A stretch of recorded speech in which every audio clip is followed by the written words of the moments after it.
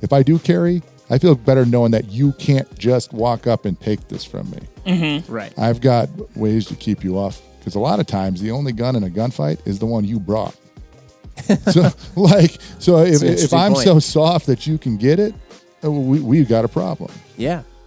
Hey, folks, we got some really great episodes and videos coming up for you here as part of this podventure. Honestly, some of my personal favorite content we have ever produced.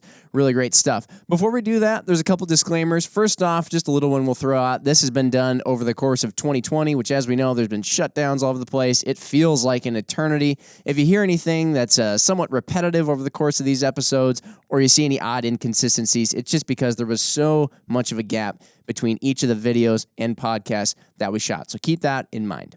Now, the other thing is, of course, being that we're going to be discussing the topics of self-defense, home defense, other things of that nature, we're talking about some pretty serious stuff that if you find yourself, which we hope you never do, in the worst case scenario, it can have some pretty big legal or emotional ramifications and other consequences depending on how you act and what you do. Now, we are all in different areas with different laws.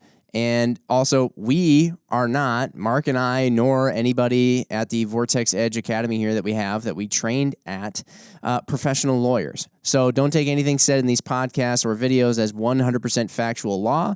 It will vary, and our own interpretations of laws and things like that and the way we word them may not be perfect. So do not take them as instructions for how to handle a situation you may find yourself in. These episodes were created with the intention of giving our listeners great food for thought and a prepared mindset to be ready for anything, not to be legal advice or material to reference in any sort of legal situation. Should you wish to practice some of the things we've done here, please exercise extreme caution, as always, with firearms or physical training, and we highly suggest seeking professional training in a professional facility like Vortex EDGE right here at our facility in Barneveld, Wisconsin. And surely there's going to be more news on just what that is and how to sign up for things like that coming in due time. So now that I got kind of the cover our own you-know-what out of the way, enjoy the videos and podcasts here. Let us know what you think in the comments on the YouTube videos or on Instagram. Thanks, everybody.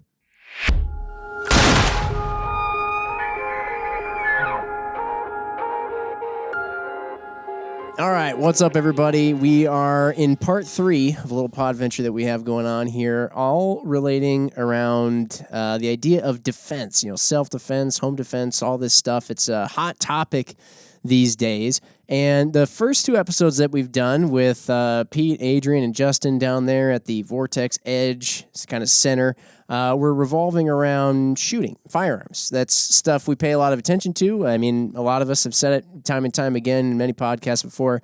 A lot of us are firearms enthusiasts. We think guns are cool.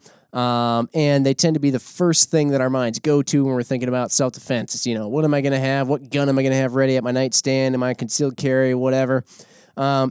But in order to try and make ourselves as well-rounded as possible, Mark and I decided that rather than just teaching ourselves, the fundamentals of shooting and some of these ideas and mental preparedness things behind carrying a gun or having a gun ready or learning a lot of things around firearms, we realized that it's not always realistic to assume that every encounter, so when I say every encounter is literally like happening left and right, but if an encounter presented itself, it's not always realistic to assume that the gun would necessarily be your first action, first thing to go for. And I think that the person across the table from us can speak to that a little bit. And Mark and I have gotten done with a morning of beating on each other a little bit and learning a lot of fundamental things around, I'm going to call it hand-to-hand combat, but I don't know if you would call it that, or just combatives or something. That works. Yeah. Does that work? Yeah. Okay, just something Self-defense, yeah. Something where we're not relying on the firearm, we're relying on our own bodies, right? And so Kyle McNally is across the table. We'll have him introduce himself. First time on a podcast, but he said he's watched many of them, so he's got this. He's a pro already. I've got this handled. Although you're trying to distract me with this box of crayons. Oh, the 96 pack. I'm a Marine, and I'm not exactly sure what to do over here. Well, that's actually we're still pretty close to lunchtime. Is it snacky time yet? Yeah. All right. Well, yeah, that's what we've done to hopefully distract you from further putting us there into any more red- submissive holds. I'd like to say that we actually brought those for you, but they're a mystery to Jim and myself we as well. have no idea where they came from. Is the 96 pack like a go-to for you guys in the Marines? Yeah, the red ones. The red ones are still in there, so it's after we're done with this, I'll take that as payment. Okay, well, that's fine. All right, I will happily pay you in crayons. All right. But yeah, how about we'll do a quick intro on you. I'll let you introduce yourself, and then we'll get into some of the stuff we talked about and actually did today. All right. Well, I don't believe there's an expert in any of this, but I've got some experience. Am I looking at this camera here? You can look at any camera you want. Oh, all right.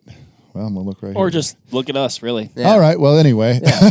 That one, I think, is your go-to, MC Ryan. Is my pro level showing now? Oh, yeah. Oh, yeah. All right. I've been wrestling since I was a young man, elementary school, wrestled through a couple of years of college.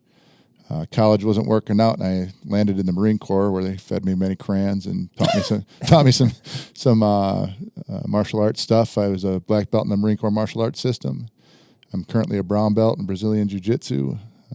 I've trained around the area at a few different gyms, and it's kind of a passion of mine. I still actively practice, about 6 hours a week. And I teach at a gym in town, Rise Up Martial Arts in McFarland, at noon on Monday, Wednesday, and Friday. Good to know. So yeah, and what we did today was kind of a culmination of all of that, and it's not really a system. I can't point it to being mixed martial arts by any means, but as we talk, I think some of that will come out where it's an understanding of concepts and of positioning and maybe a little bit of confidence in the middle of chaos. Mm-hmm. So, can you speak a little bit to, like, right off the bat? I think people think that, hey, let's say, for example, you're going out and about in your daily life. Some people think, I strap a pistol onto my hip somewhere, I'm carrying, I'm good. I can go anywhere, I'm invincible because I now have this just like... Might as well be a cape, Jim. It might as well be a hammer of Thor that's just like the ultimate trump card every time a situation arises. Can you explain like why that's not exactly realistic and why it's still important, if not maybe even more important? I don't know. I'd be curious to hear your thoughts to understand how to engage in situations that might come up without the firearm, and right. all the stuff around that. Well, let's talk about the carrying of the firearm to start. Like, it certainly isn't Thor's hammer. If anything, it hinders your ability to handle some situations, if that makes sense to you. Mm-hmm. The non-life and death situation, which is way more probable than having to engage in a deadly force situation, especially as a civilian. I think we kind of ran that math today. It's not real probable.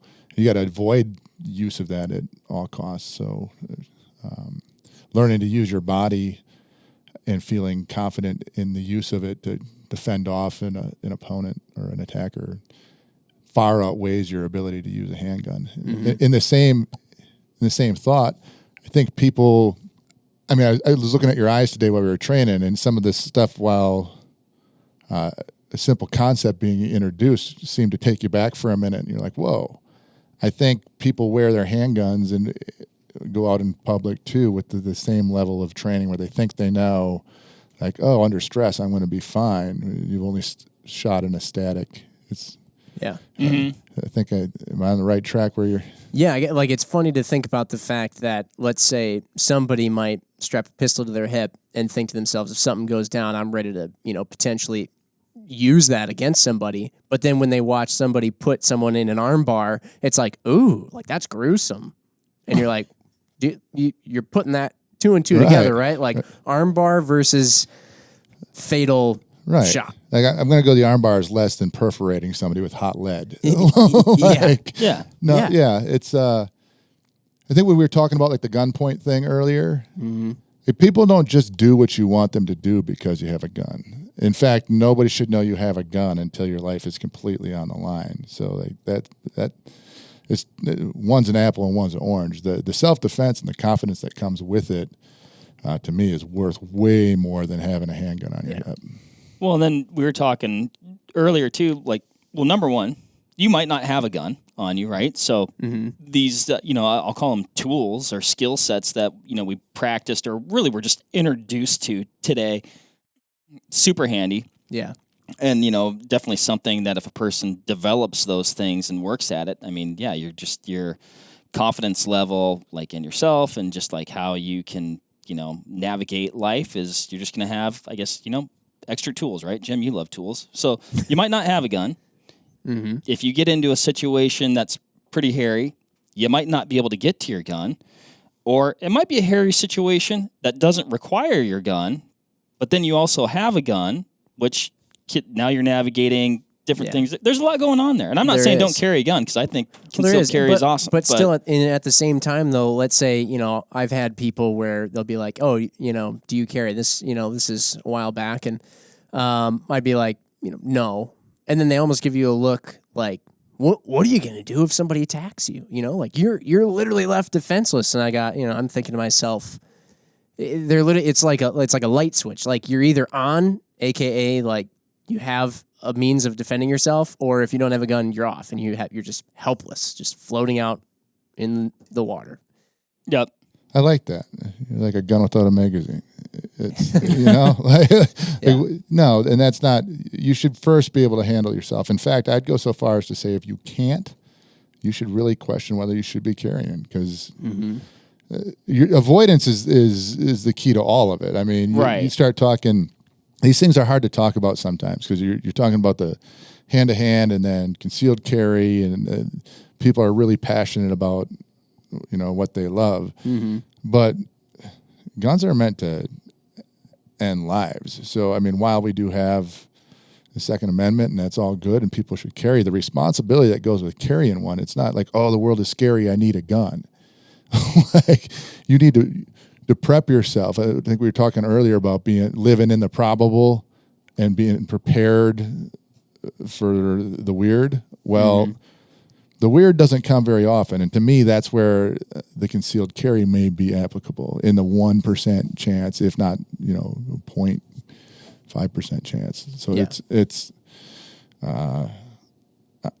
what we did today. That understanding, I think, will take you a long way in feeling comfortable, even carrying. Like, I feel better if I do carry. I feel better knowing that you can't just walk up and take this from me. Right. I've got ways to keep you off. Because a lot of times the only gun in a gunfight is the one you brought. So if I'm so soft that you can get it, we got a problem. Yeah, absolutely. That's something that kind of crossed my mind while we were doing that hand-to-hand stuff earlier today. I was almost thinking to myself, we kind of did these exercises in reverse. Like, I almost think what we're doing today is step one, and then the pistol carbine follows that. And I can see what you're getting at there. Yeah. To your point, like you said, if you're not capable of keeping your handgun in your possession, that could be a problem. Fast. Very fast. We didn't talk about holsters and stuff, and we had planned, if depending on how long things went. But, right now I'm carrying an open top Kydex holster. That's bad news. That gun's coming out if we get into a tumbling match. So the retention and some other things you can do to set yourself ahead. But the weapons retention stuff, we had talked, I've seen it taught where grab both of their hands and push it into your gun so they can't get it out. Well, while you're doing that, you're getting haymakers. You're getting punchicized, and you're going to be unconscious in a minute, and they're just going to take it anyway. So I just don't.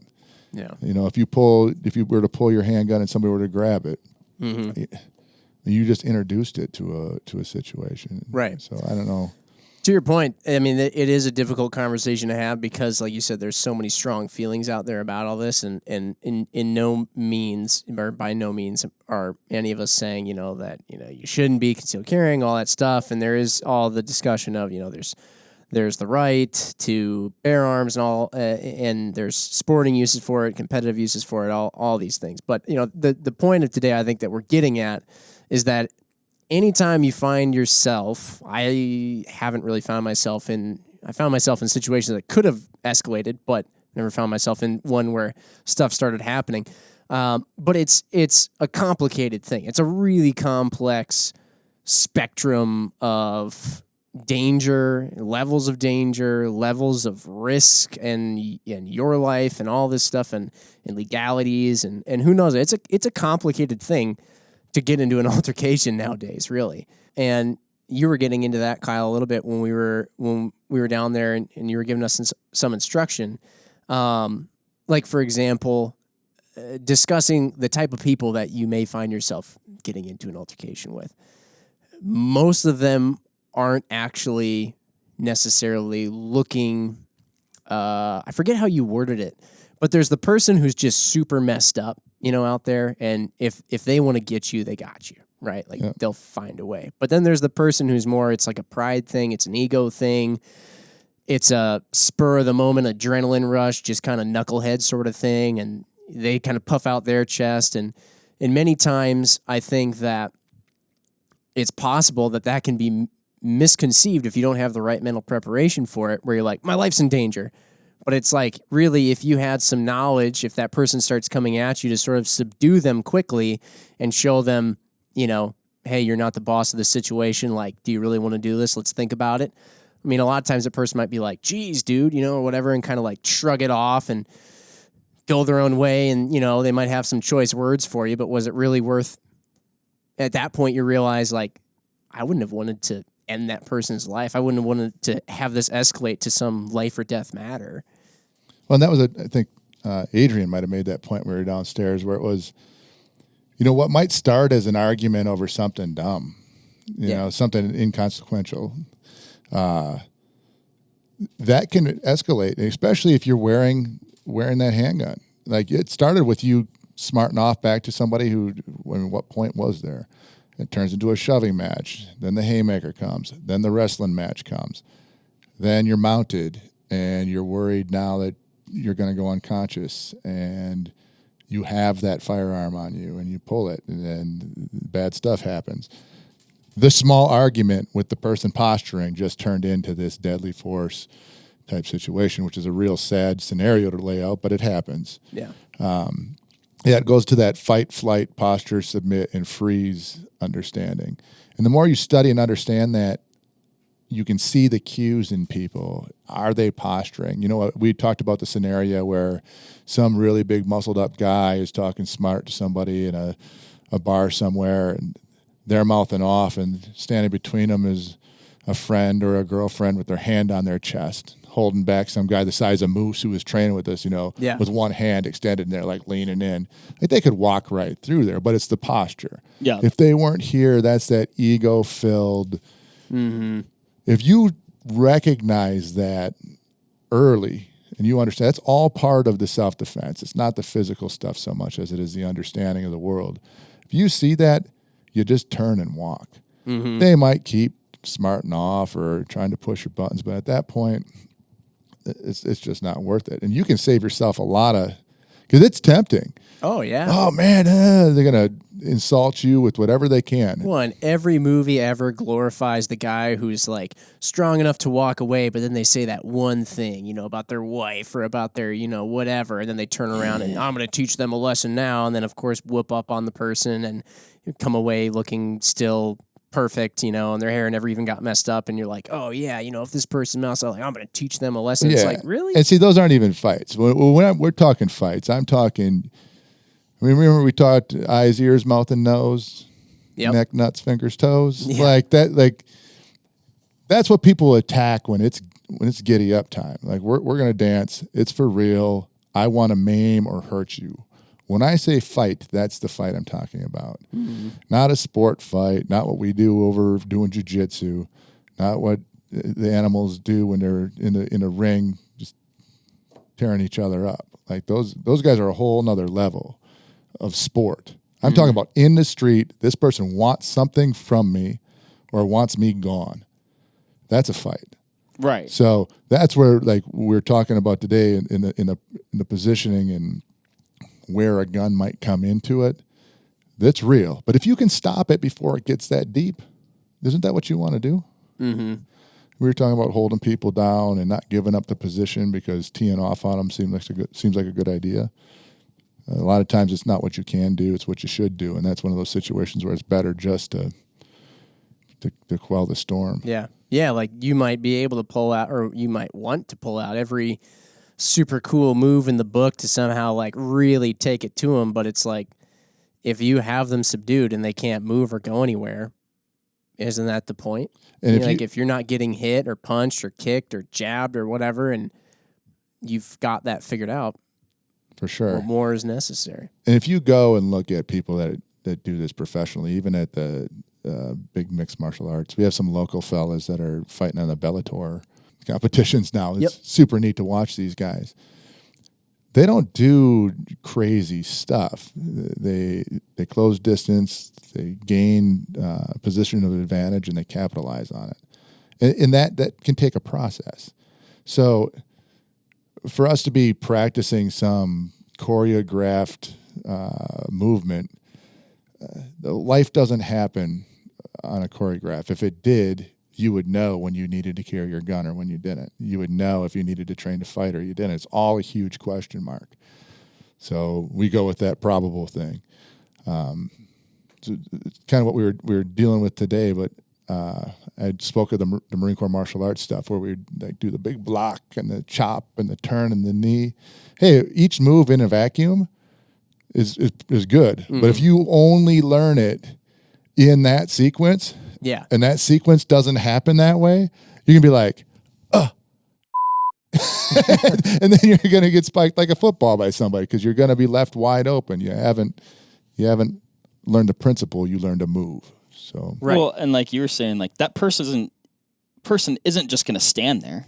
They're going to, react or respond to like whatever your first movement is. Now, you did a lot of stuff today where you were making a movement or doing something, or even maybe providing intentionally an opening to guide the other person's next movement, anticipating that and using it against them. We saw like that several times. That sounds really fancy, but it was all it is I'm stopping you from doing some things and allowing you to do some other things. I just know where the allowance is. Yeah. Right. And I can definitely capitalize on that. Like it's going to be human nature. If I keep you from being able to turn into me, where are you going to go? You're not going to lay there and let me beat on you, are you? Right. I mean, so it's pretty. Yeah, it was really like enlightening stuff, I thought, for me, having you explain it. It was interesting to see that I think a lot of the instruction that you showed wasn't anything fancy. And I mean, you brought that up a number of times, like you calling it boring, which I didn't think it was boring by any means. It's just certainly not what you see, Bruce Lee and Jackie Chan or whoever it is doing on movie screens. We didn't get to the roundhouses today. We didn't get to that. I mean, it wasn't quite Rex Kwon Do, but, it was still pretty good. I'm telling you, 100 ways to attack the groin. Check it out. No, some of the guys I have that I roll with and grapple with that are the best at what they do are very simple. They keep you flat. They chalk you. They make it so you can't go anywhere, and then it makes you go somewhere hard, and they tear you up with it. Mm-hmm. So that's kind of the concept that we were working through today. And more than anything, it's comfort. Like we talked about this. I don't care what you do, or if you even know what you're doing, as long as you're calm, but violent at the same time. If that makes sense? Violent. It does. The word violence can creep some people out. I'm not talking about like movie violence or doing bad stuff to people because you want to do bad stuff. I'm talking about the action it takes to win a confrontation like that. Mm-hmm. So if somebody grabs you and you freeze or you just start flailing, you're in trouble. But if you have deliberate movement with a purpose done at full speed or full send, you're ahead of the game. You have to disrupt that person's attack. And whatever you're using, like not partial to boxing or Muay Thai or jiu-jitsu or whatever. I just enjoy jiu-jitsu. I'm getting old, so I can still do that. But it's go with something, have it in your head as like an immediate action drill. If somebody does this to me, I'm doing this. Run through it in your brain a few times. Yeah. So but yeah, it really is. It really is. What you mentioned staying calm first and foremost. I think it is a really important thing. And when we were doing some of the drills or exercises or whatever you'd call them, where you'd put in a situation like, let's say, for example, you're pushing somebody up against a wall, right? Well, like you used Mark and myself as examples a few times, and you'd be like, okay, I'm going to push you up against this wall, even after you had demonstrated what we were supposed to do to get out of it. But like the very first instant you sort of like pushed, me up against the wall, I was like, oh gosh, and brain instantly like, what's happening? What am I doing? And I forget everything he taught me. And you just sort of like, it's just this mash of chaos in your brain. And once you kind of like calm it down, though, and you're not so tense and you're not so worried about every single thing, and you realize, like I know I've been getting into boxing. Sadly, I haven't gotten enough into sparring just because of all the COVID stuff. They've been shutting down gyms all over the place, but they talk about how important it is to stay relaxed, and you always have more time than you think. Everybody always thinks like everything has to happen right now. Like if I have this move, it all has to happen in an instant, but you always have more time than you think. And if you're searching for a move, that's where the problem happens. So in that particular, when we were talking about up against the wall, that's a concept. There is no move involved there. It's just bumping an arm and moving and using your force against you. Once you understood, and we talked about that force a little bit, and you just let the force happen, and you didn't think like, you're like, oh, I put my hands in the wrong spot. No, you didn't. Like you're trying to mimic what you saw me do instead of feel what you're feeling and use it. Right. Mm-hmm. Once you understand that, somebody pushing you against a wall isn't scary anymore. Right. Right? So I think immediately moving forward from today, if somebody pushes you against a wall tomorrow, you're going to be like, you might originally be, but then moving out of there is going to be pretty easy because you understand. Exactly. First time somebody showed that to me, I was like, no way. Like, come here. I'm a fairly good sized guy. Push me against the wall. It's going to be no problem. I go, eat the wall. Like, what the? Right. Yeah.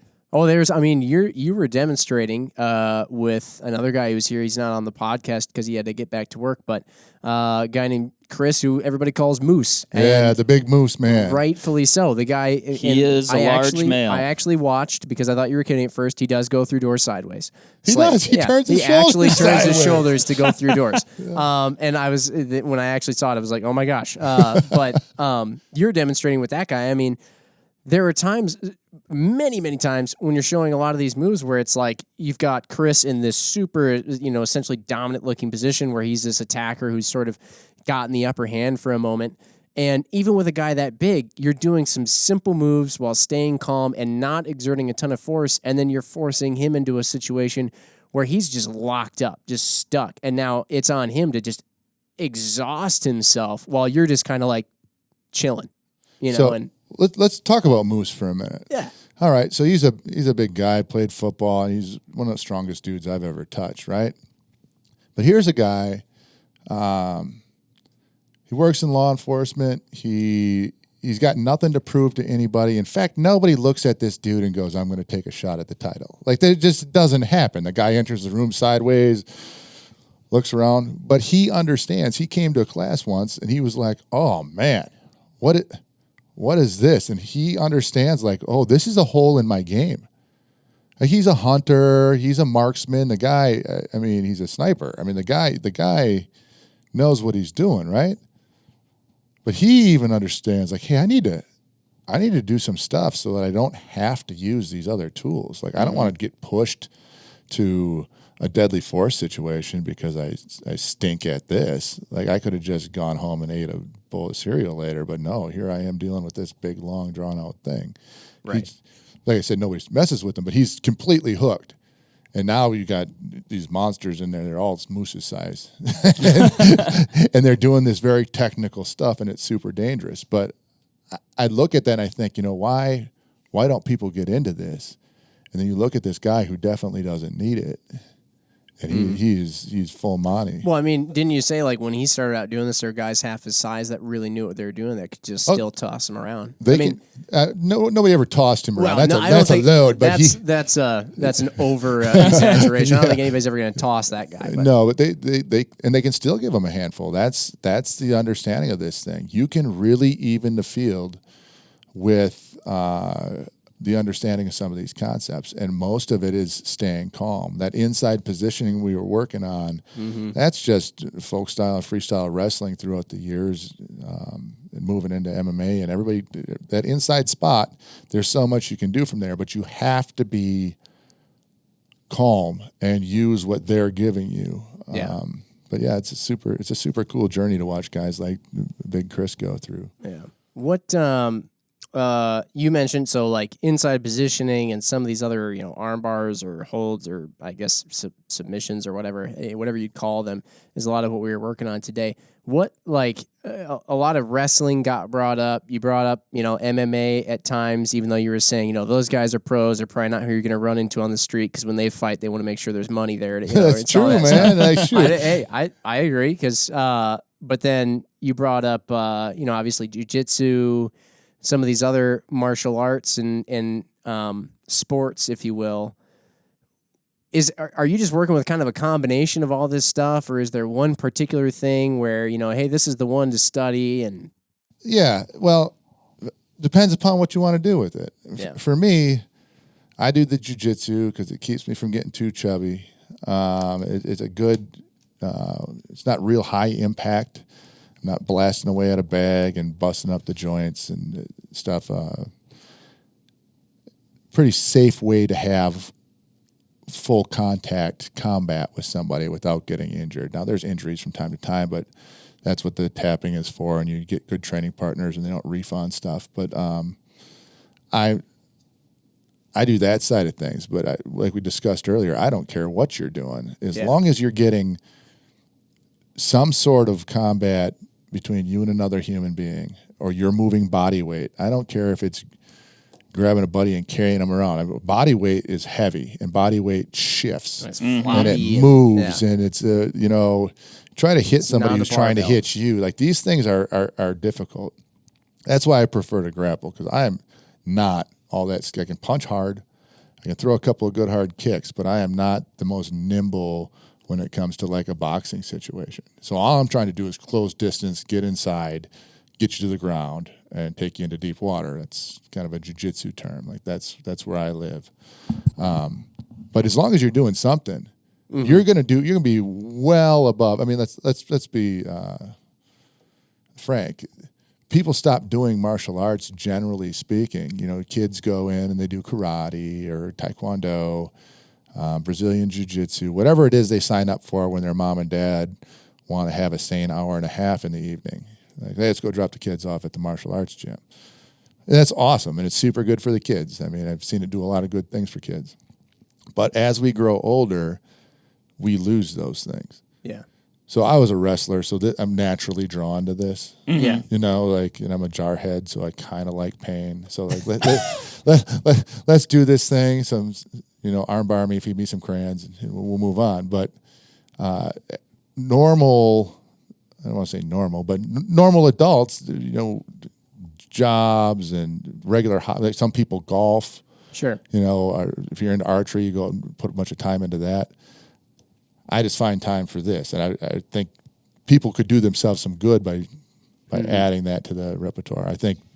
I mean, it's another level of just self-sufficiency. It's like, it's probably good to learn how to pickle things and can things, and also defend yourself if you need to. Yeah. I mean, really, when all of them could affect your life. You need food to eat, and if somebody wants to hurt you, it'd be nice to not be getting hurt. Well, it's like the good news is there's not a lot of people out there trying to hurt you. It's like true. At the end of the day, I'm over prepared, so that's okay. Yeah.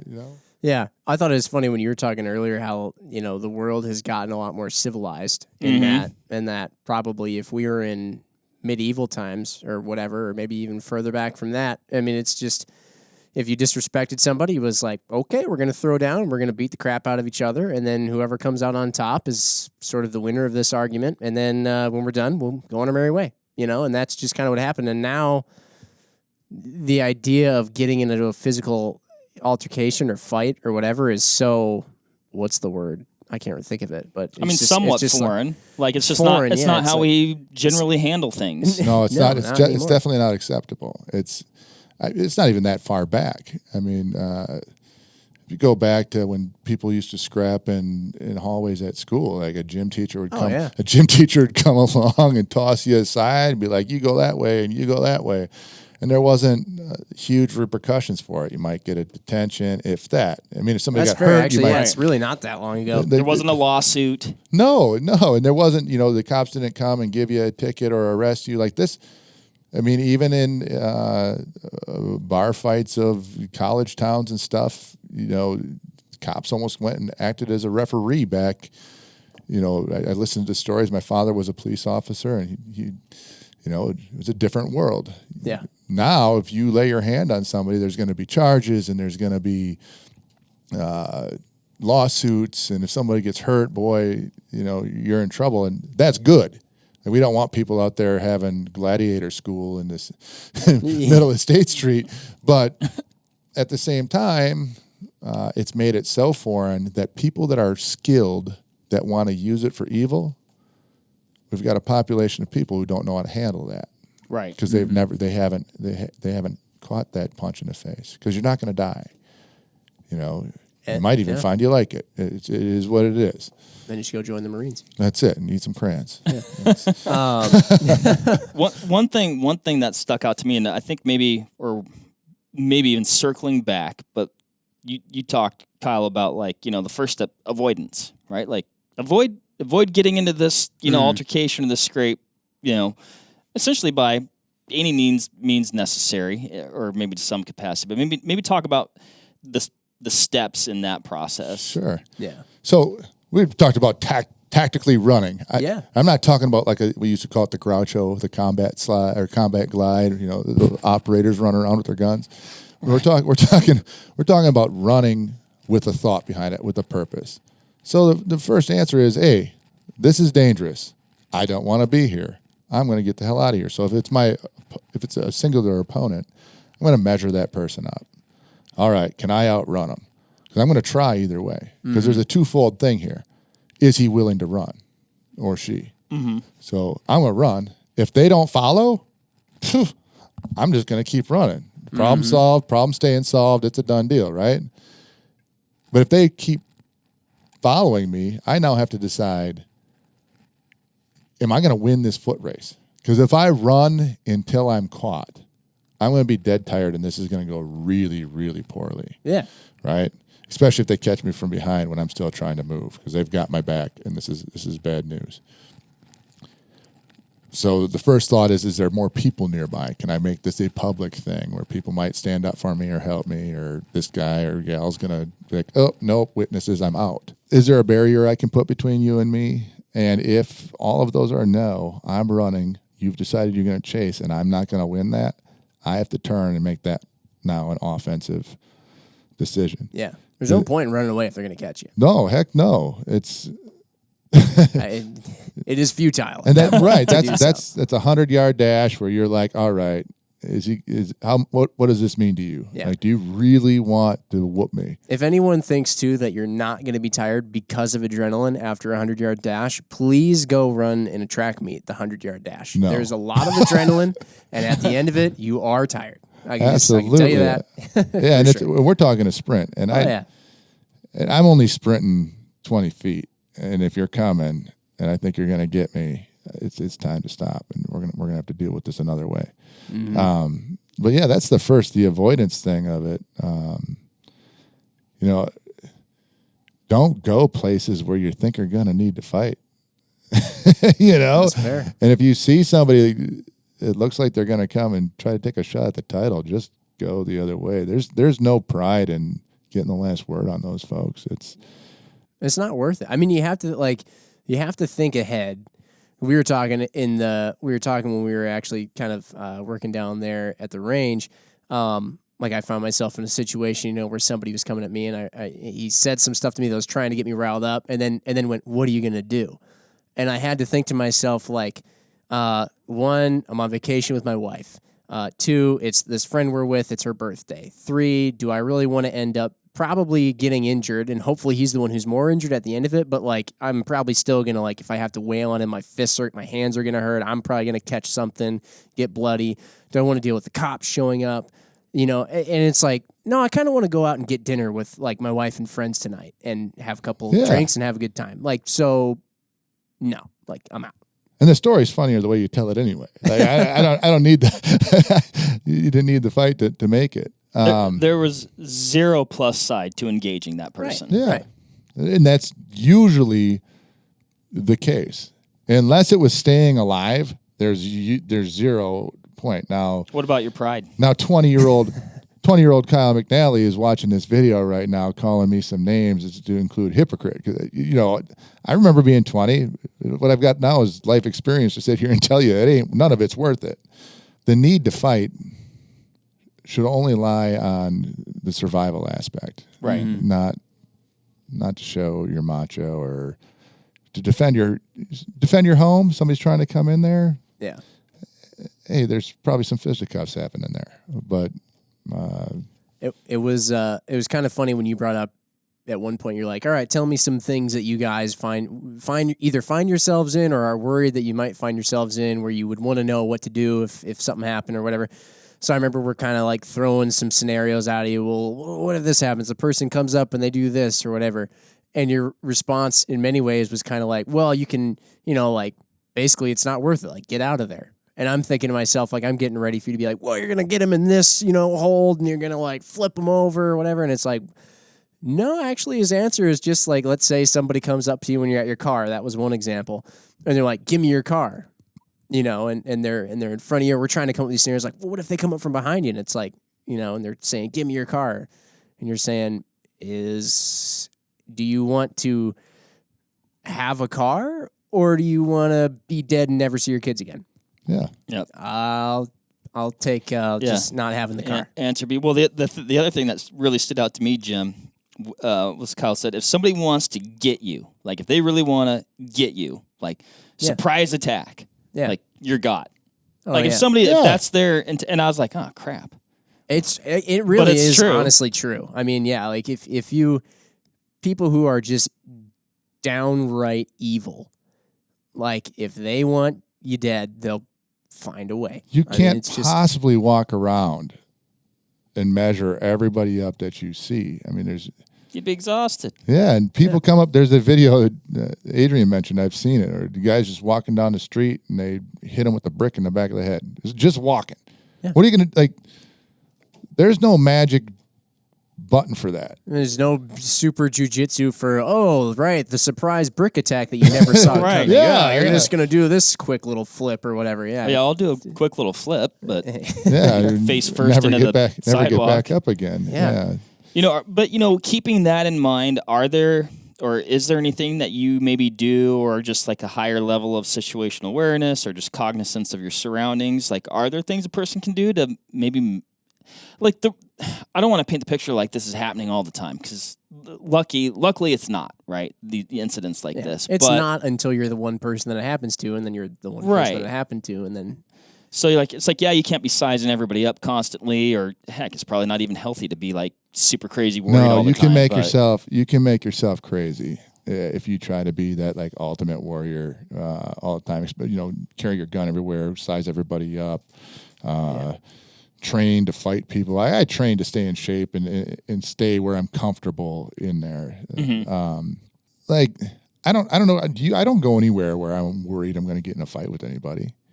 No, like on a general day, not on purpose. Like I'm not going to go and throw down in the dairy aisle at Pick and Save. Like it's just that's my milk. Like it doesn't go down that way. Not on purpose. I think the only time I ever find myself in something like that is when Google Maps is giving you the direct route instead of the roundabout route or whatever, and you're driving through and it's nighttime. And you're like, where am I? No, I've had life experience. You know, I was in the Marine Corps out east, and then it was a wild time. And, I don't drink anymore, so I'm not in bars. So, like, I'm a dad. I got stuff going on. I'm trying to think of where I go. Where you're like, man, I really need to be like, oh, boy, tuned this in. is super dangerous. Like, Go over at the father-in-law's farm. The cows ain't coming. Like that's that's it. So I don't know. The avoidance, you can get that second. We were kind of talking about that, where you get that second sense or sixth sense, I guess they call it, where you're like, oh, something's weird. Listen to that, man. If somebody's eyeballing you, just like, what's your problem? Well, we know where that's going. Yeah. Right. Well, and hopefully I don't end up on like the news somewhere for saying this, but like, you know, it's shoot, I probably even set it up even worse than it was going to come out by saying that. But like, I think some people nowadays might see a situation unfolding where they feel uncomfortable about it, but they have something in their head where it's like, well, I shouldn't think that way about this person just because of that, because maybe they're just, you know, maybe they just do that on the regular and maybe that's just their thing. And so I don't want to judge them or what. And it's like, look, if you got a weird feeling, you don't have to go up and tell that person like, hey, just so you know, I think you're unnormal or what. You don't have to like insult them. It's just like, just keep to yourself and subtly maybe turn and go the other direction. Like it's not being discriminatory. There doesn't have to be a counter protest to everything. Like that's kind of where we're at as a nation. Like we're a little rabbit hole there, but like we do toot land of the free. I got flags tattooed on me, man. Like I love this country. And I mean, while I train for some bad stuff that might happen in this country, by and large, people are good. Deep down in their cores, there's good in people. So a lot of times these fights, these arguments, the things that lead to exactly what we were training for today are just a difference of opinion. And you don't have a right to impinge on that. Like, right. Do your thing. You want to stay out of fights? Do your thing. Yeah. That's it. Like, I don't agree with that. Okay. Yeah. That's the beauty of it. Like, that's it. Go home. You know? Yeah. You know, I hear you. You said something when we were chatting earlier in the podcast too, like have a plan. And that's some of the things we did today. Like, I feel like are like, and I'm by no means pro at them. Like, I'm going to go back and we took some video today. Like, I'm going to rewatch, I'm going to be watching some film, Jim, you know? But just like, okay, well, if somebody does this, I'll do, just knowing that if you do this, I'll do that. Like, that's a huge thing rather than just be like, I don't know what to do. Like panic, you know? I don't know. I thought there was a lot to that. And a lot of at least what I feel like I saw you doing was just like training and planning. And with that comes being able, you're like you said, you're comfortable. You're able to stay calm because you know what you're going to do. You're like, okay, if you do this, I'll do this. If you do this, I'll do that. Well, you do it while you're driving your car. You don't think about it because it's become second nature. But there's bad stuff that happens on the highway every day. If a deer jumps out on the right side of the road, you slow down, you avoid the deer, you do whatever you have to do to not hit it. You do stuff. Or you travel in a different lane on a busy highway for whatever reason. You've made a decision to do whatever. It's the same thing, just different. Yeah. But your brain works that way. If you program it to work that way in the physical defense of yourself portion, it will become more second nature, where you don't freak out when somebody touches you. You learn to redirect. Yeah, and also just understanding that there's no reason in just about any situation you might find yourself in to like either give up or freeze up or just assume I'm had, because we went through a lot of scenarios that you would think of as being typical scenarios, like somebody comes up behind you and then like puts you in a headlock, or they try to grab you in this certain way, or even when we were talking about like basically somebody's just mounted on top of you, just like ready to start giving you haymakers, Christmas Story style on the on the orange-eyed bully, or whatever situation, they just start coming at you, and there's like I know for me, it was never the situation where I didn't feel like if this happened and my life was in danger, my family, this could get ugly and whatever. It wasn't so much a question that, yeah, I'm ready to, do violence, like you said. And again, not like evil, crazy, weird stuff, but just sort of like do what's necessary to stop it. It's not that. It's more like I've got a lot of willing and readiness, but not a lot of know-how. Right. Some of the things we did today, like I'm like, that was super effective. Wouldn't have been my first instinct. Also, relatively not that hard. And relatively not, yeah. That's the point. Yeah. You keep it simple. It's for sure. Yeah. It's not like anybody's going to get a lesson on here on how to do this if you're listening in the car or whatever. I mean, it does help to do all this stuff in person, but if we went through some of the things that you taught, I think I gathered a lot of was not shying away. Like let's say somebody's coming at you, don't keep pushing yourself away and keeping yourself within reach of, some jabs and punches and right. The push is, I think if somebody was listening, they could visualize this. A boxer uses that jab, 1, to put a little damage on somebody, but 2, to range where they're at. Well, a two-handed push puts you automatically at the end of that other person's range.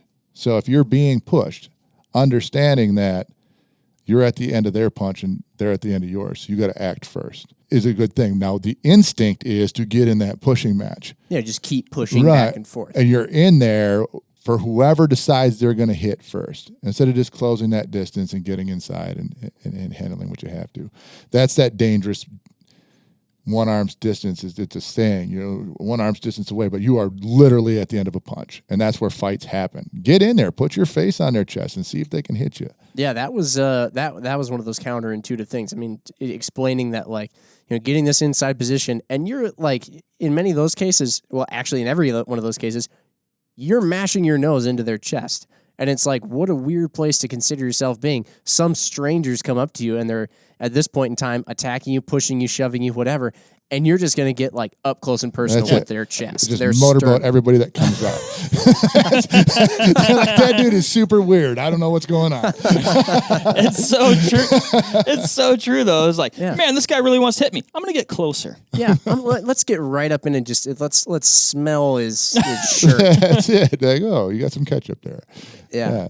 That was a little bit odd. But then, I mean, right away from that position, the amount of things that can happen from there. I mean, first off, just if you're getting inside position, you're locking up and you're controlling someone's elbows. That was a big thing, is controlling someone's elbows. You right off the bat may disarm somebody, because this somebody may be thinking like, whoa, like, I just came in to shove this person. Next thing you know, they're in my chest and my elbows are locked up. Like, this isn't how I thought this was going to go. Yeah. I thought this guy knows some things, and maybe I don't want to find out everything he knows. In my mind's eye, I thought I was going to shove him through a wall and punch his face in, but now I'm getting kind of handled. But from there, it's like, you can manipulate sort of their neck, which manipulates the rest of their body. You can sort of get them in this position where their head's kind of low and they can't move. I mean, they're trapped, and like all in such a relatively short amount of time, and not fancy. It was just using fundamentals and kinesthetics of how the body works and what the body can work with and work without, and it was wild. So when I first learned a lot of this stuff, nobody taught the body science. I just knew that doing this worked. It wasn't until I slowed things down and I started teaching that I had to start understanding the why. So I'm sure my coaches knew why it worked. They just didn't have to explain it because they're teaching the move. Well, now I got to understand why it works. So when somebody's doing it wrong, I can figure it out. That's where that controlling the, which way their head is turned, or offline in their head so they can't do that push-up in that little demonstration we did. That stuff is super cool because, boy, you can really take somebody's strength away. And in that scenario where you're talking, where, you're pushing and all of a sudden you do something and the assailant's plan has changed. Well, generally speaking, that's one of those posturing kind of dudes. Like that's not he ain't really trying to fight you if that's where you're at. Right. The guy really wants to fight you to hit you when you weren't looking, like if he really wanted your stuff. Yeah. So just going inside and not like wilting might be enough for them to be like, well, just kidding. Like, oh man. Yeah. Let me buy you a beer. Oh, okay. Right. You were mentioning too, well, like understanding why certain things that you learn work. I know whenever I've learned something, I hate it when somebody just teaches me emotion, right? And this is what you got at a lot, is anybody can teach you emotion to do. It's just if X, then Y, if A, then B.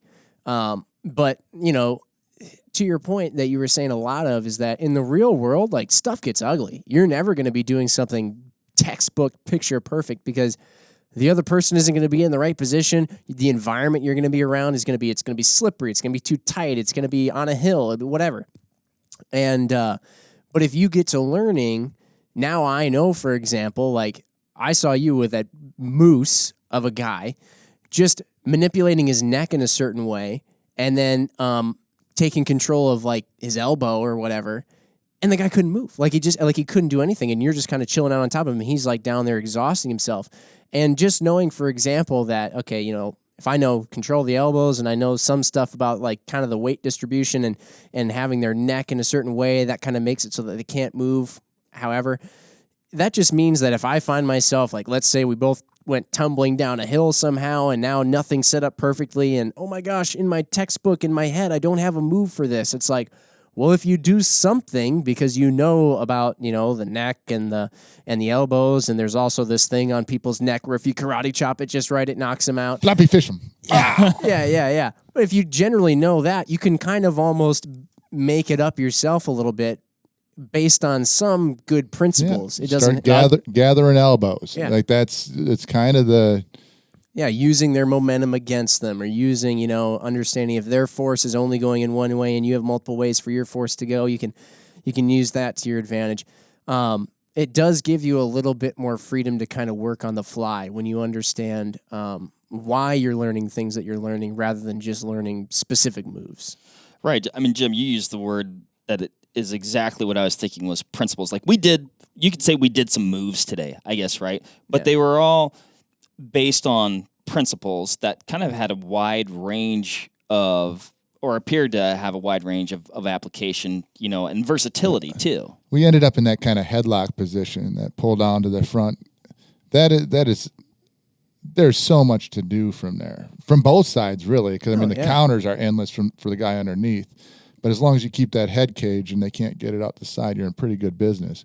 But you can go behind them from there. There's a ton of techniques you can use from there. But what was important is understanding how to get there. Right. I mean, you don't even have to know what the heck you're doing. As long as that head is caged and they can't get out, you can make some stuff up as long as whatever you made up keeps his head caged. Yeah. Like it does, especially at the level you're going to be fighting at in the street. Mm-hmm. Like this, you're not running in again to the pro. Mm-hmm. And if you did, you probably really screwed up, and you should just give them your stuff and go, because that definitely ain't worth it. Like if they want your truck, yeah, take it. Cheers, boys. Here's my address. You can have the minivan too. That is the truth. I mean, it's kind of that whole peaceful warrior mentality thing. It's not train for what I think I'm going to have to do. It's just in case kind of a thing. Mm-hmm. I don't know. Yeah, Mark, it was profoundly fun getting to toss you around a little bit here and there. Also, getting our butts handed to us occasionally by Kyle and Chris. But we did for those of you who are listening to this too, and you're like I want to see some of this stuff in action. We did video it, so that's also going to come up with our podventure, along with the pistol training and all that other stuff. But I heard that the camera adds 10, 15 pounds. That not, it's it kind of depends, really. I think Ryan will figure it out. Yeah, Ryan. Yeah, the lighting in there was pretty good. If it doesn't appear that I have a 32-inch waist, there's something wrong. So, you're talking about actually doing the things though, and that's. I mean, I guess it's with anything, right? You're just going to learn more and get a feel for it better if you do it. But we'd watch you and Chris do something. I'm like, okay, cool, and then you're like, okay, you guys do it. I'm like, all right, where do I put my hand? And then you do it maybe a couple times, and you kind of get it more, and but a lot of it is feel. So that's a contrast to the two styles of teaching you got today. For the most part, we were talking really gross motor skills, like big motions, big concepts. Like we're going to get inside of these, and you just put your hands like this. Like that's not too difficult to understand. Now there's some push and pull and some more intricate stuff that happens once you're in there. Now when we shifted from that and from the pull down and some of the, look, you can't turn or do the push up. When we got out of those concepts and we started to move to like, hey, I want to give you guys this Kimura, which is a move I really like. I really like it for real life conflict, for the control position. that was really the only time we taught an actual, like, no, your hand goes here and your hand goes here. Right. And did you see how, I mean, that got complicated. It did. Real quick. That was like a human pretzel. Right. So that's kind of what I'm getting at. Like, if you're going to get these shotgun blasts of training, it can't be moves where it's like this, hey, here's a Kimura into an armbar into this cool scissor choke. Like, there was some cool stuff that you can do from there, but just the Kimura gets complicated. It does. So if you're not going to train it, you can train the concepts, and the concepts, once you understand them, and you can play with your kids in that inside position, and you can do the snap downs, and you can kind of understand, like, hey, I can get comfortable in here. That's real world normal people that aren't looking to go on and compete or rank up in jiu-jitsu or whatever it is you're doing as your hobby. That's the elementary self-defense stuff that you kind of wish was more common practice. But as soon as we like, hey, let's do a Kimura, then it was like, well, which way? Yeah, does which my wrist? Hand? That's it. Whose arm is whose? Yep. My other arm. my other arm. Well, and the stuff that you're, describing as elementary, which it is, right? But I've never done any of that stuff before. Right. It's elementary into the understanding of the conflict. So I do jiu-jitsu. It was like cheating when I was a white belt, because I had all of those years of wrestling. So what they have is this thing called mat sense and your hip pressure, things that you can't teach somebody. They have to be in there tangling with a human being in order to learn, like, oh, because it's not like you can put a dummy on the ground and be like, hey, do this. So that's where you have to learn.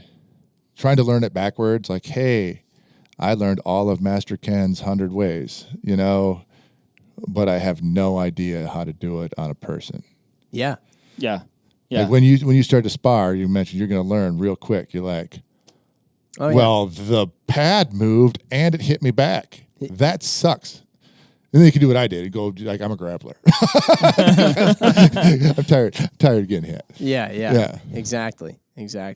I'll tell you the part I didn't like, Jim. When Kyle was like, okay, now take your two fingers and jab Jim in the soft spot at the base of his throat. I'm like, no, I don't want to do that. But that's because I like you. Not that I wouldn't. Like, in some sort of situation, you better be going for the throat, baby. Mark, I think we got to graduate from this level of being coworkers to we've been both working at Vortex now officially for like 12 years. I mean, come on. Something like that. At some point, we got to be able to you can jab me in the neck hole, and and then I can grab you. This is going to sound really weird without context. You'll have to see the video. I can grab you in the love handles and friggin' try and rip your skin off. And, at the end of the day, we can give each other high fives, and it's all good. I can sneak up behind you, judo chop you to the neck till you fall asleep. All that good stuff. We gotta try that sometime. I'm not even gonna be mad if you just come up behind me and just you got to Google that Marine Corps neck chop. There's a video out there. Putting some big gunnery sergeant to sleep. He's like, dun dun dun, pow. all this time we've been way too civilized. It's so true. That's it. Yeah. We're going to get mats all over the office. At any given time, if we're crossing paths, it's just, all right, let's throw down. Who can get the inside position and put the other guy in a sweeper, arm bar, leg hold, scissor chop, kick, choke thing. That's it, the reverse chicken choke. Yeah. Oh, dear. That'll get you. That's it every time. No. Well, it's different. You guys, you could see it. This isn't something it was kind of neat. I got the answers I was looking for. Either of you guys ever wrestle? Nope. All right, this is going to be a show. Because touching people is weird, especially when I'm like, hey, grab him by his chin. Like, oh, yeah. That's kind of stick your face in his chest. Yeah, It's kind of nasty. It's way up close and personal, and people are like, I just don't know. Like, that's pretty gnarly. Pull on his face, push his face. Like, even in some like jiu-jitsu circles, they're like, don't touch their face. It's gross, or like that's mean. But sometimes it was strange for me. You look at wrestling in that regard, which is here's what I know about wrestling. If you know a person wrestles, I'm not a fighter anyway, but don't get into a fight with that guy. No, because you are going to lose. They're going to take. They just know, and they've been doing that physical contact with another human being for so long. Mm-hmm. Yeah.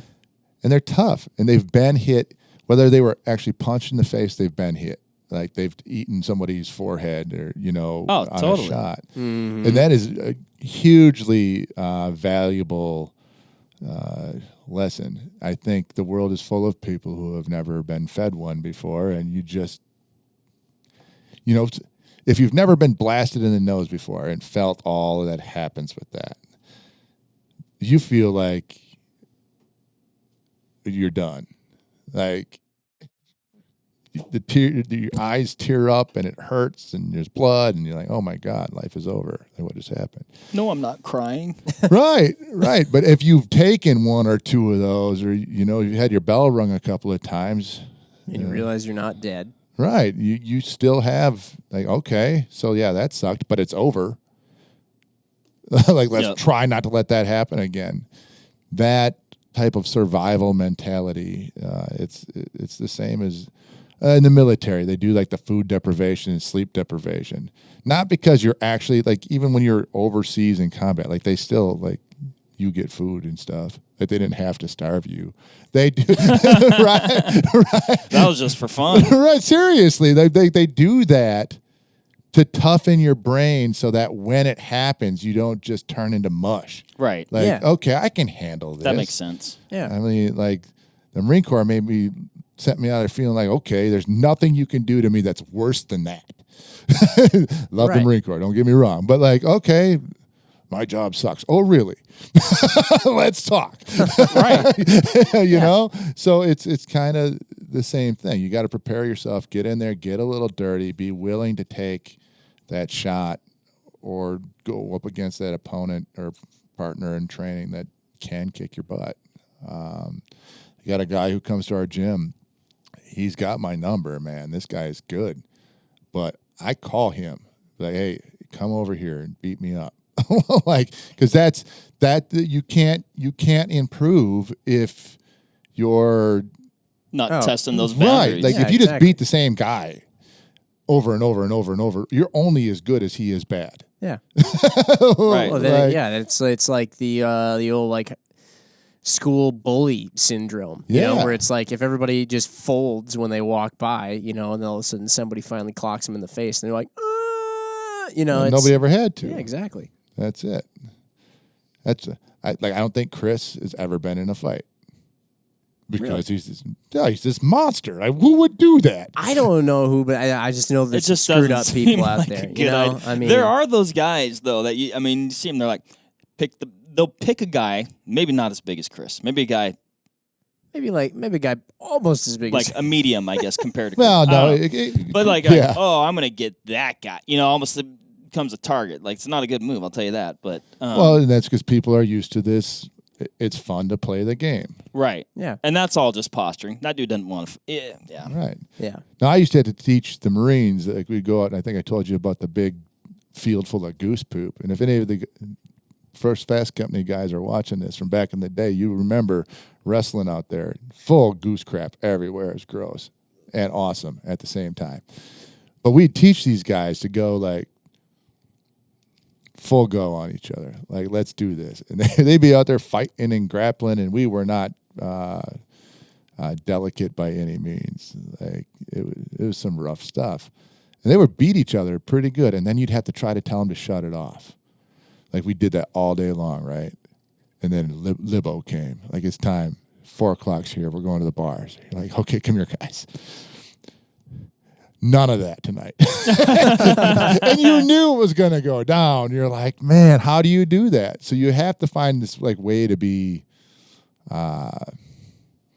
civilized in your training now. Like, how do you shut that off? And it's almost got to be. It is really hard. Yeah, like some people, they're just always looking for a fight, and they're just a dick. There's something wrong with them, right? And you're like, you can't be that way. You have to be. And everybody always says it's really hard to be two things at once, but it's like, well, life's hard. Yeah, sometimes you got to be. And all the stuff we did today, though, it's not like you're going out to prove something or like, oh, now I can go do these things, right? Oh, I'm certainly still not going to seek a fight. Hell no. I've only been in one. I was in one. Kind of, it wasn't really a fight, Jim. What happened? Was it just like people sort of circling around each other for a long time, and you're like, I'm tired, let's go home.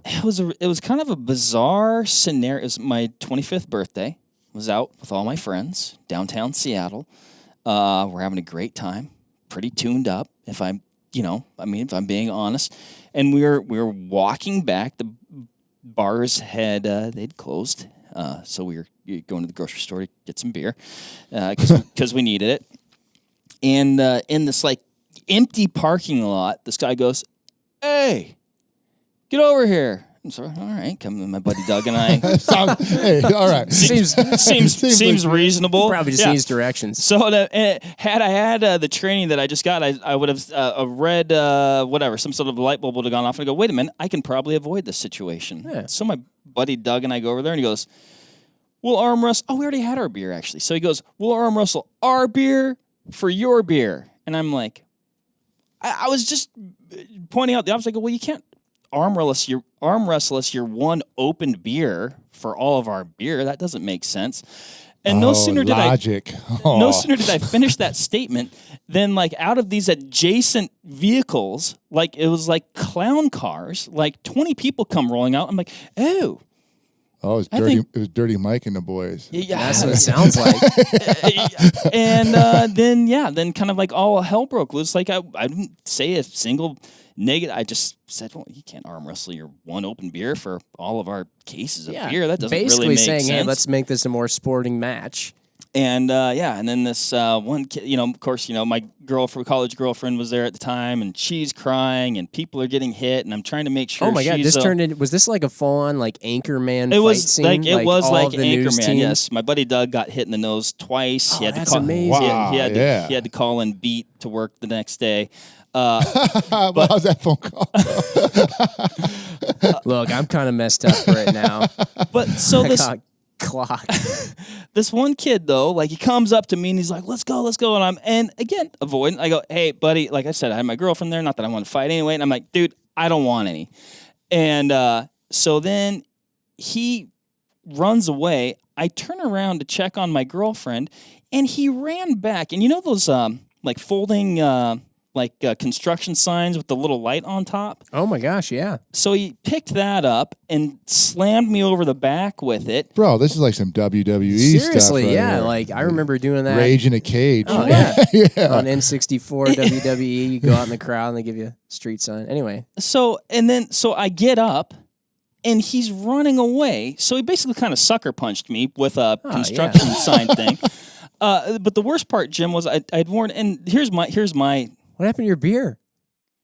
I don't even know where it is at this point. The real crime. No, but I'd worn, and I'd never recommend this. I'd never do it again. I had worn flip-flops to the bar, and when he hit me with the sign, I fell forward and I stubbed my big toe really bad, and I had a bunch of Seattle parking lot gravel lodged into the tip of my toe, which was kind of mostly missing at the time. I'm lucky I didn't get an infection.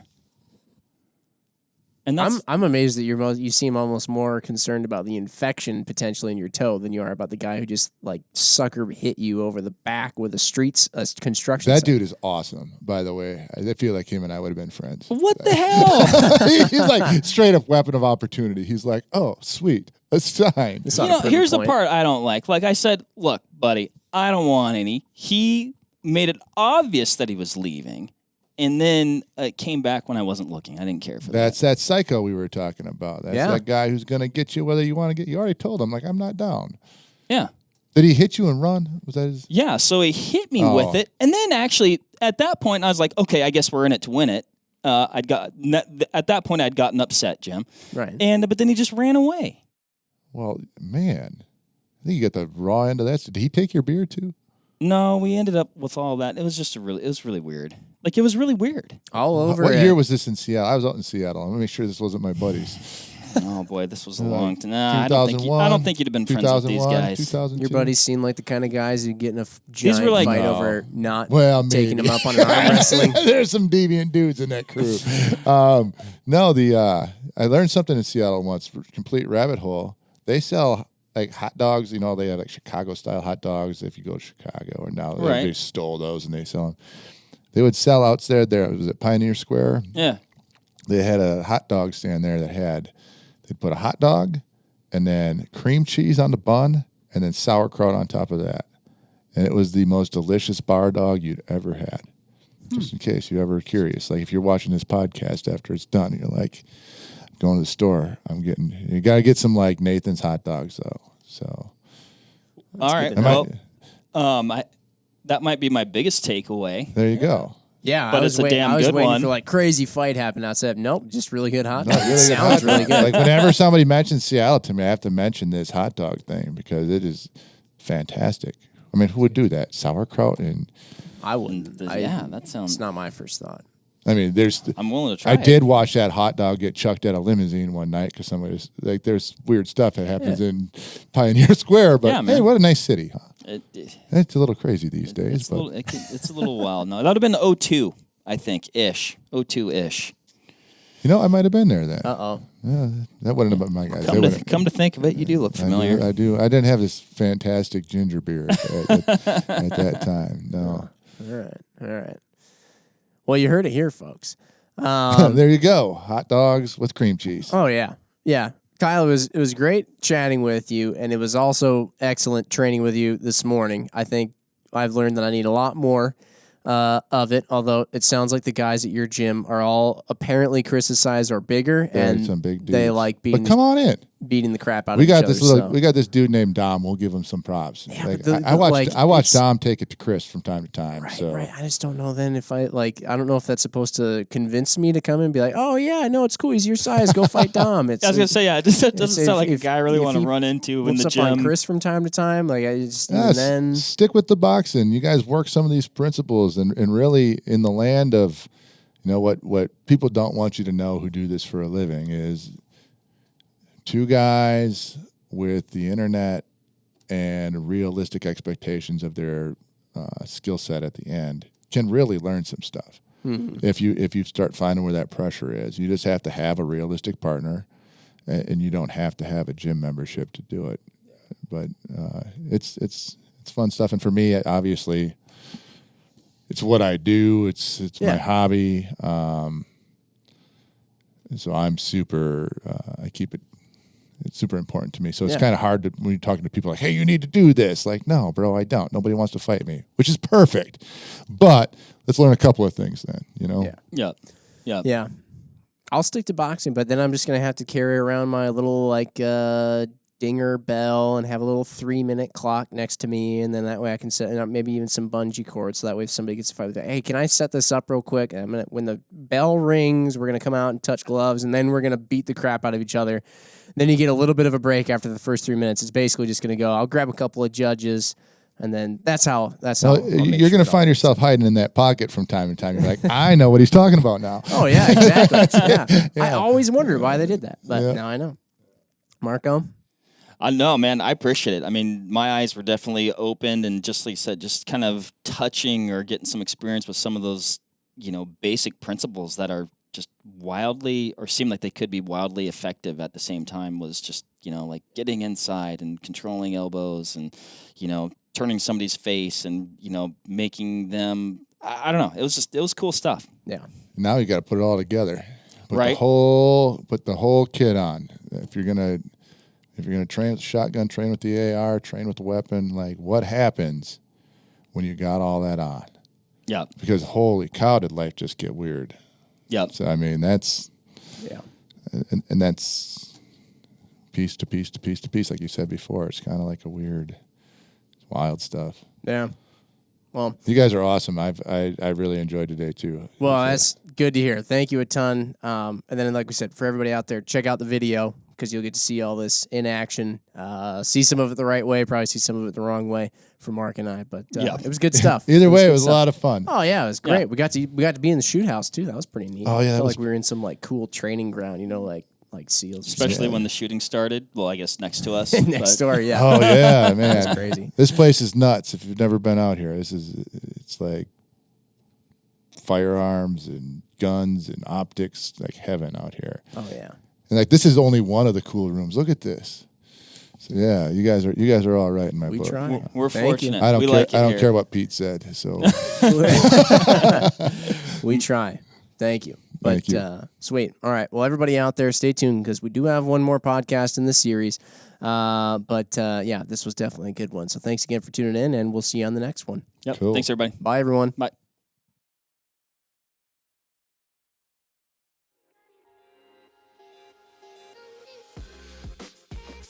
All right, that'll wrap it up for this episode of the Vortex Nation podcast. Thanks, everybody, for listening. Hit that subscribe button so you can always stay up to date on the latest happenings over here at the Vortex Nation podcast. You can also follow us on Instagram at Vortex Nation Podcast. Again, everybody, thanks, and happy hunting and shooting. We appreciate it. Have a good one.